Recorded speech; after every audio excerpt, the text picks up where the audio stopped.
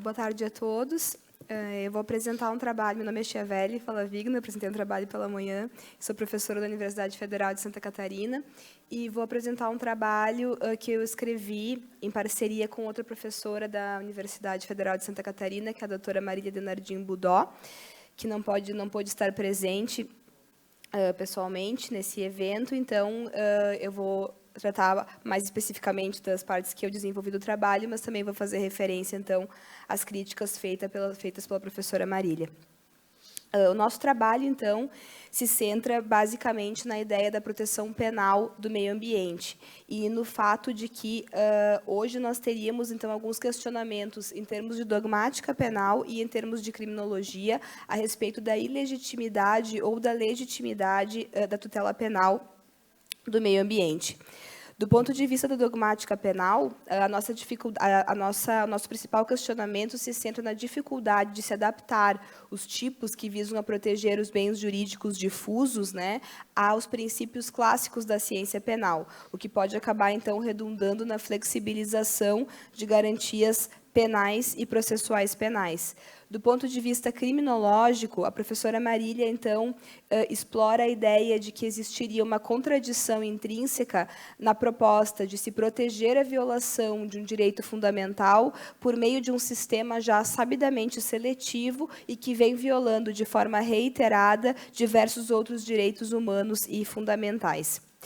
A nossa principal pergunta seria, tendo-se em vista que nós temos hoje no Brasil um sistema penal de proteção contra desastres ambientais, o que justificaria o fato de que esses desastres ambientais continuem acontecendo, né? Como a gente pôde observar em Mariana, em Brumadinho, nos incêndios atuais da Amazônia, ou ainda nas manchas de óleo que estão presentemente nas praias do Nordeste. Porque o sistema penal, sendo a forma mais grave de sancionamento de condutas que nós temos hoje no ordenamento jurídico brasileiro, não tem sido capaz de frear a ocorrência desses desastres ambientais, se esta é a função do direito penal, que seria, então, a proteção dos bens jurídicos que legitimaram a confecção da norma típica.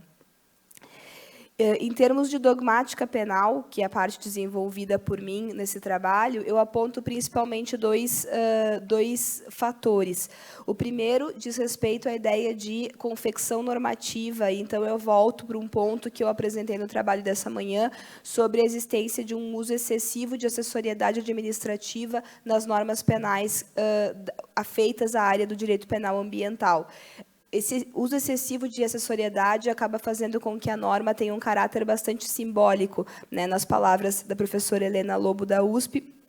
e tomando de empréstimo o conceito do professor Winfried Hassemer. As normas com uso excessivo de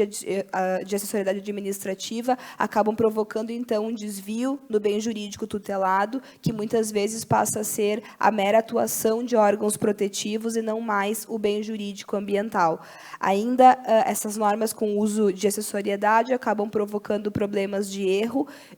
e de ilegalidade,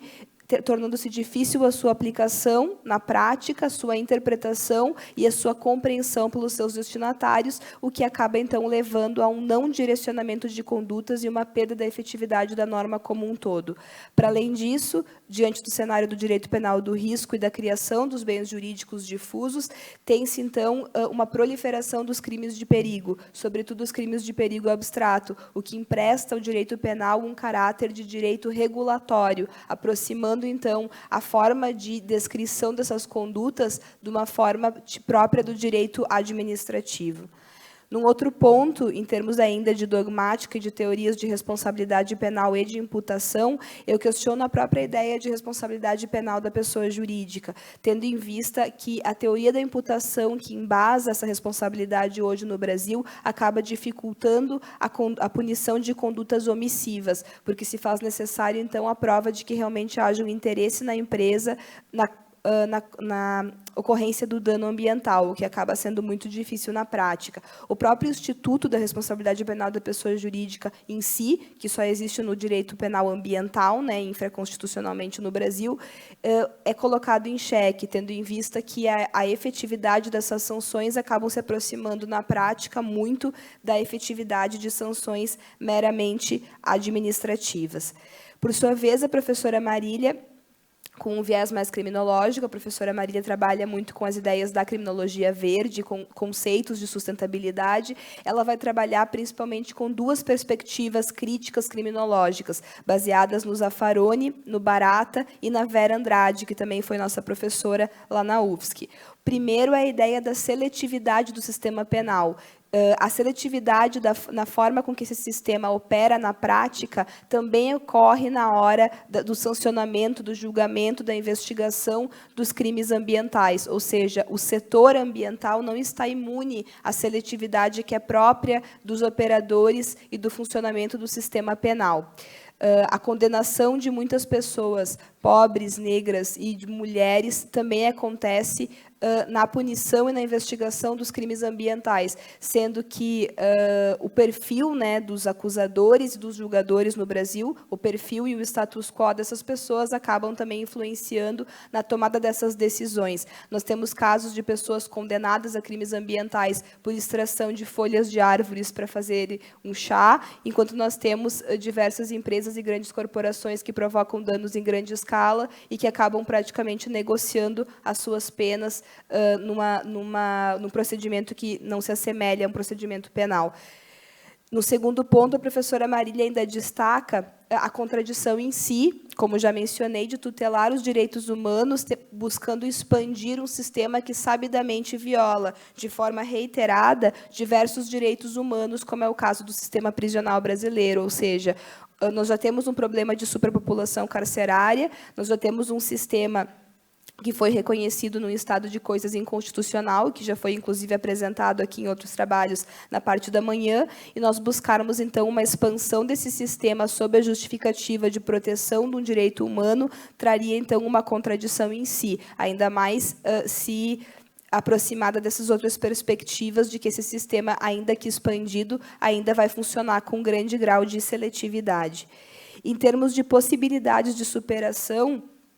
a gente trabalha, né, nesse caso eu trabalho mais especificamente com ideias de compliance e de prevenção do risco ambiental. Uma das teorias que embasaria, né, o incentivo a programas de compliance seria a teoria da organização defeituosa da pessoa jurídica, ou seja, uma nova forma de se imputar uma pessoa jurídica em termos de sancionamento por riscos e danos ambientais, que justifique, então, uma responsabilidade criminal no sentido de que haja um nexo causal omissivo numa empresa que não adotou todas as formas possíveis de prevenir a ocorrência de um dano ambiental, impedindo que um risco viesse a se concretizar em um dano. Isso não apenas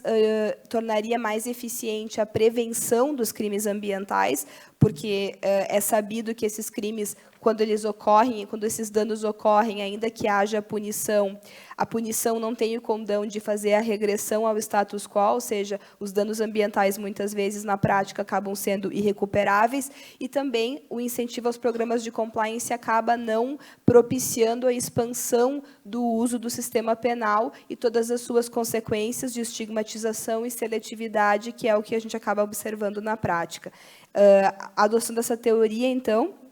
em substituição a outras teorias que buscavam fundamentar a responsabilidade penal da pessoa jurídica, como a da representação ou a da ficção, é uma teoria que se volta mais, então, à ideia de punição da pessoa jurídica por omissão na não tomada das medidas possíveis, de todas as medidas possíveis, para evitar a ocorrência de um dano no caso ambiental. Eu não precisaria mais que a empresa tivesse um interesse na ocorrência de qualquer dano, bastando que ela tenha interesse em não tomar as medidas adequadas para evitar esses danos, seja em função de principalmente no caso em função de uma maior obtenção de lucro. As conclusões que a gente chega parcialmente dessa pesquisa é que o sistema penal por si só não teria o condão de evitar a ocorrência de danos ambientais, e o nosso desafio, tendo em vista o funcionamento já seletivo e um funcionamento que acaba promovendo outros danos aos direitos humanos, que é o que ocorre por meio do sistema penal, seria buscar uma tutela mais preventiva, protegendo mais, porém punindo menos. Isso seria, então, um desafio